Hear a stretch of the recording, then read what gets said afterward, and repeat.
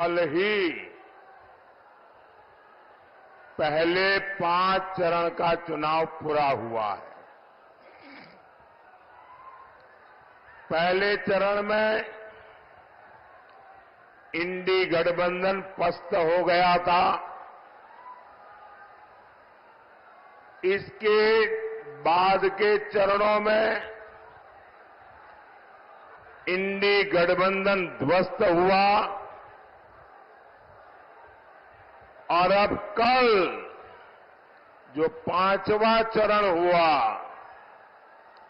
इंडी गठबंधन पूरी तरह परास्त हो चुका है।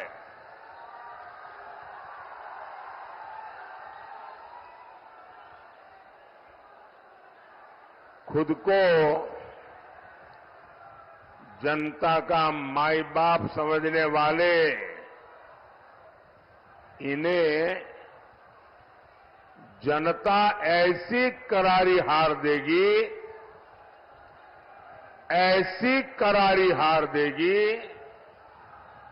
कि दुनिया देखती रह जाएगी।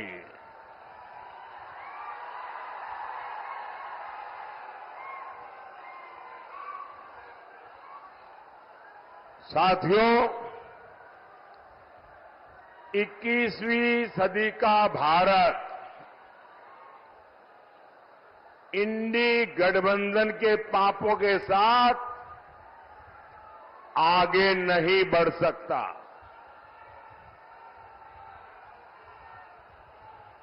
और इसलिए हर चुनाव में कांग्रेस, आरजेडी जैसे दलों पर जनता जोर का प्रहार कर रही है। 4 जून को इंडी वालों के इरादों पर सबसे बड़ा प्रहार होगा। ये प्रहार होगा देश में भ्रष्टाचार पर, ये प्रहार होगा तुष्टीकरण की राजनीति पर, ये प्रहार होगा टुकड़े टुकड़े गैंग पर, ये प्रहार होगा समाज को लड़ाने वाली गंदी सोच पर, ये प्रहार होगा सनातन को गाली देने वाली विकृत मानसिकता पर, ये प्रहार होगा अपराधी माफिया जंगल राज पर, ये प्रहार होगा महिला विरोधी मानसिकता पर। जो लोग चांदी का चम्मच लेकर पैदा होते हैं, उन्हें पता नहीं होता मेहनत क्या होती है।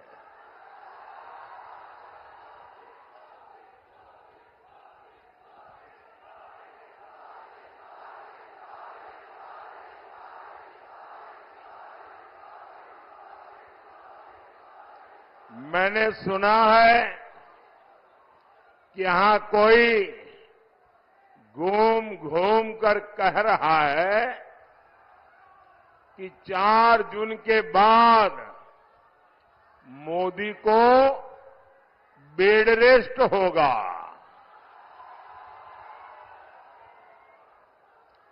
भाइयों बहनों, मैं तो परमात्मा से प्रार्थना करता हूं, मैं तो यही कामना करता हूं, मोदी तो क्या, देश के किसी भी नागरिक के जीवन में बेड रेस्ट की नौबत नहीं आनी चाहिए।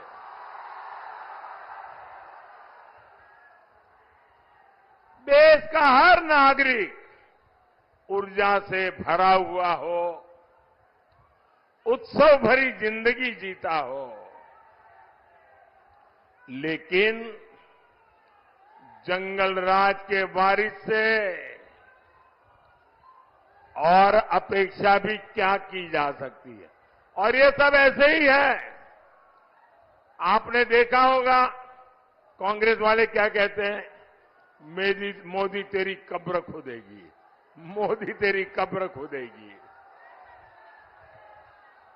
इनका एक काउंटर पार्ट है उत्तर प्रदेश में, और उत्तर प्रदेश का शहजादा क्या कहता है, अब मोदी के आखिरी दिन बनारस में है, इसलिए उन्होंने बनारस में अंतिम गृह की व्यवस्था की है। साथियों, इस चुनाव में इन लोगों के पास मोदी को गाली देने के सिवाय कोई मुद्दा नहीं है। कोई कह रहा है कि मोदी की कब्र खो देंगे, कोई कह रहा है मोदी को गाड़ देंगे। कांग्रेस के शहजादे मोदी की आंखों में आंसू देखना चाहते हैं। अरे इंडी वालों,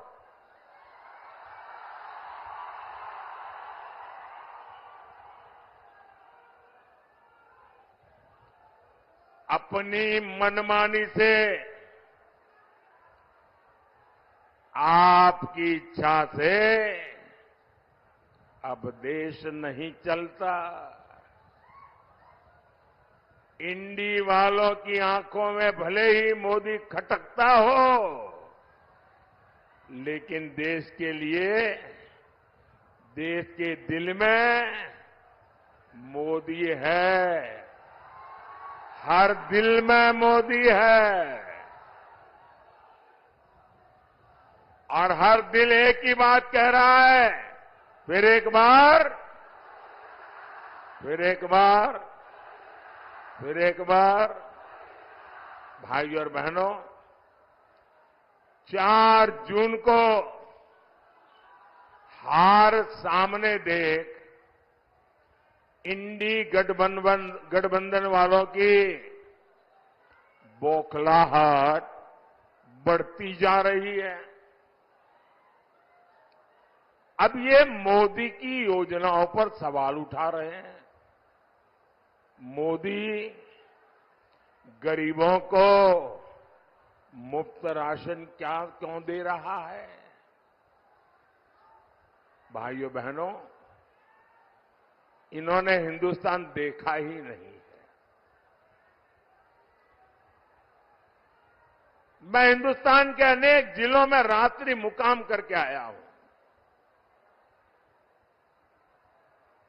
मैंने हिंदुस्तान का कोना कोना छाना हुआ है, और मैंने तय किया है कि गरीब के घर का चूल्हा कभी बुझने नहीं दूंगा।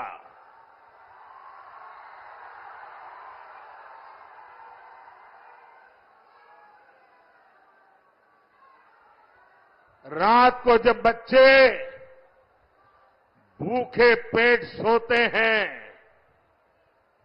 तो उस मां पर क्या बीतती है, इसका मुझे पता है। और इसलिए मोदी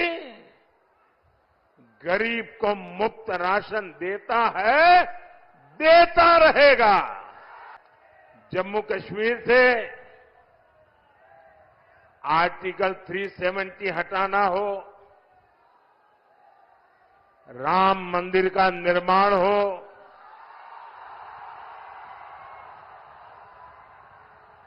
बोलो जय श्री राम।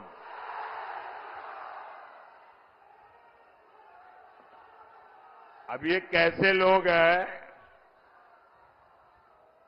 प्रभु राम के लला का प्राण प्रतिष्ठा का कार्यक्रम भव्य राम मंदिर का निर्माण, ये मंदिर वालों ने उनके घर जाकर के निमंत्रण दिया कि आप प्राण प्रतिष्ठा में आइए। उन्होंने निमंत्रण ठुकरा दिया। रामलला के प्राण प्रतिष्ठा का निमंत्रण ठुकरा दिया।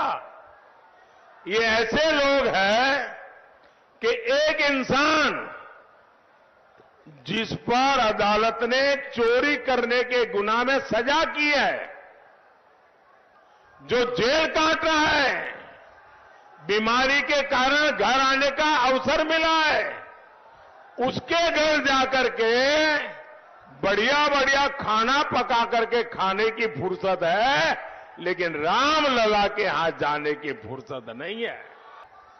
मैं इंडी गठबंधन वालों से पूछता हूं, भैया बताओ, अरे तुम्हारा रिपोर्ट कार्ड क्या है? जो लोग नौकरी के बदले जमीन अपने नाम लिखवा ले, वो युवाओं के बारे में सोच सकते हैं क्या? वो युवाओं का भविष्य बना सकते हैं क्या? जिनके जंगल राज में सिर्फ बम बारूद और कट्टों का कारोबार फला फूला, जिनके जंगल राज में भूमाफियाई फले फूले, जिन्होंने बिहार को अपहरण और फिरौती की इंडस्ट्री दी, जो कभी बिहार बड़ा नहीं कर सकते। नीतीश जी ने जिस मेहनत से बिहार को उन स्थितियों से बाहर निकाला है, वो बहुत सराहनीय है।